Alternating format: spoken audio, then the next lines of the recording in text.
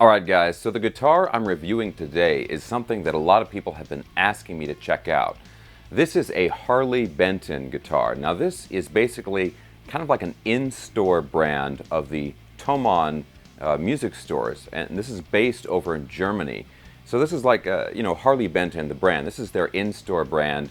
Kind of like Guitar Center used to have Laguna. They don't have it anymore, but anyway, a lot of people have been asking me to check out some of these guitars. I've got this one today. This is called the Extreme 76. It's kind of an Explorer shape, obviously, but I mean, this is a really, really nice guitar, and you'll be pretty surprised at how much this guitar costs. So all in, I paid $170 for this guitar, and that includes a $35 shipping charge that they charge to ship it over from Europe over to the United States. So without the shipping charge, this is only $135. Now the question is, how can they sell it that cheap? Well, the real secret here is that these guitars are designed by the company in Germany, but of course they're manufactured in China. The design is fantastic, but the overseas manufacturing keeps the costs down. Now let's check out the specs of this guitar, because there are some really cool, unique things about it. First of all, there's an interesting combination of woods. The body is basswood, the neck is maple, and then the fretboard is something called blackwood, which you typically don't see very often, but it's kind of a replacement for rosewood. It's related to rosewood, but it's not exactly rosewood, so it's not going to violate any of the new laws regarding the importation of rosewood.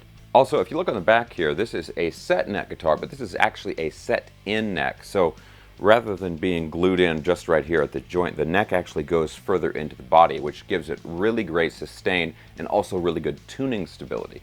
Then up here we've got a reverse headstock, which I think looks awesome on this guitar. Down here we've got a couple of humbuckers. These are just the generic unbranded humbuckers that come with the guitar. A Gibson style bridge and tailpiece, and then we've got 2 volume controls and 1 tone knob and a 3-way switch over here. We've got 22 frets on this guitar, and the scale length is the standard Gibson 24 3/4 inches scale length. So the Harley Bentons are an example of what you get when you have something that is really carefully designed, but then really economically manufactured. Anyway, let's go ahead and plug this in and listen to how it sounds.